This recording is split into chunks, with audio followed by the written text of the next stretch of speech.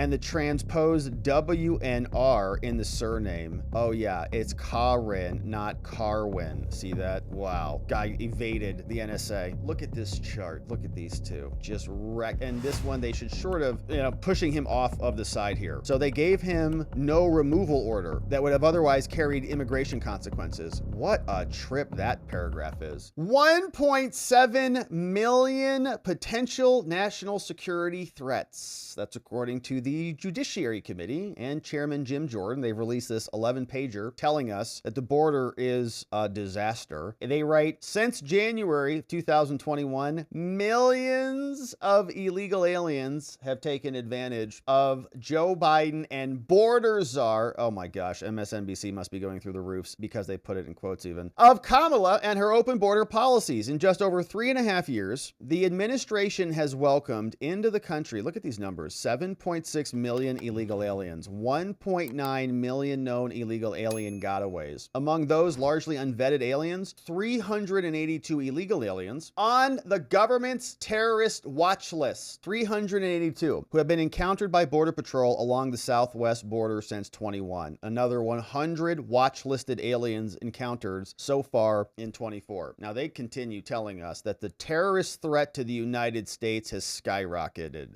due to Kamala's open border. As just one example, quote, of the more than 250 illegal aliens on the terrorist watch list who were encountered by Border Patrol at the southwest border between 21 and 23, Biden has released into the American communities at least 99. 250 identified and encountered, 99 roam free. And 34 others are in Homeland's custody but not removed. Now, meanwhile, Harris has sought to conceal the real consequences of her policies. In September 24, former Border Patrol official told Congress that he was ordered not to release any information on the increase of special interest aliens from other country who continue to be a threat to national security or to counterintelligence. They said, do not mention any of the arrests because, in his words, Harris was trying to convince the public that there was no threat at the border. Now, in a similar effort to hide the dangerous consequences, for months, Harris delayed briefings about this guy, Mohammed Karwin, an illegal alien from Afghanistan who's on the terrorist watch list. The Biden-Harris administration released Karwin into the United States only to later discover that he was on a terrorist watch list. Oops. Now, 5 months after the committee's request for a briefing, DHS finally provided a briefing on his case. In this briefing, however, they refused to answer many of our questions, including about the background information that led him to being on the terrorist watch list and the arrest ultimately by Homeland. Now, despite the attempt to cover up this nightmare, we have revealed significant policy failures through our investigation that they're telling us now about. They write, under Biden and Harris, U.S. Customs and Border Protection has encountered more than 1.7 million special interest aliens, meaning aliens from 26 countries that Homeland has determined pose the greatest national security and counterintelligence threats to the United States. The special interest countries include Afghanistan, Cuba, Iran, Iraq, Libya, Nigeria, Syria, and Turkey. They recently added 12 nations to the list: China, North Korea, Kyrgyzstan, Mauritania, Tajikistan, Uzbekistan, and Venezuela. 11 countries were removed. Now, Homeland admitted to the committee that being a national of a special interest country does not affect their admissibility into the United States. It doesn't matter. In addition to releasing these illegal aliens, who they knew were on a terrorist watch list at the time of their release, the administration also has released illegal aliens into the country that it only later confirmed had terrorist ties. Talking about Mohammed Karwin, officials initially created a terrorist watch list record for him in 2018, updating it in 2019. Because of a name discrepancy, so his name changed from Mohammed Karwin to Mohammed Musa Karwin. Complicated. Well, added a middle name in there. Threw off the entire national security agency. Oh, who? We lost him. Where'd he go? Because of the discrepancy, the presence of a middle name and the transposed W and R in the surname. Oh yeah, it's Karin, not Carwin. See that? Wow. Guy evaded the NSA. And a lack of biographic or biometric information in the record, Border Patrol agents are like, you're good, no worries, into the U.S. This guy's like, you're kidding me. I'm going free? Without alerting ICE about possible terrorism ties. Great job, government. In February 2024, Carwin's terrorist watch list record was updated to include his biometric and biographic data, allowing officials to positively identify him as being on the terrorist watch list. The terrorist screening screening center then shared derogatory information with ICE fugitive operations, and they got him. Nonetheless, even after he was apprehended, an immigration judge ordered Carwin released on bond, and a month later, it took Homeland nearly 2 more weeks to rearrest the guy. The interim staff reports, this guy's like, he's like making bombs. Like, I'm out again. They're like, you're back? Yeah, they let me out. Oh, perfect. Okay, here's another bomb. Here's some more explosives. Here, bring it to that vest. Yeah, that's great. They come and get him again. Like, I'm going back to jail. Hey, Carwin, you're gone again. Or should we call you Carwin? Carwin. You know, they're making fun of him now. Anyways, the interim staff report highlights how potential national security and counterintelligence threats from around the world have exploited their open border policies. There can be no doubt that the surge of illegals is weakening our national security. More than 1.7 million national interest people have come in. Look at this chart. Look at these two. Just wreck. And this one, they should short of,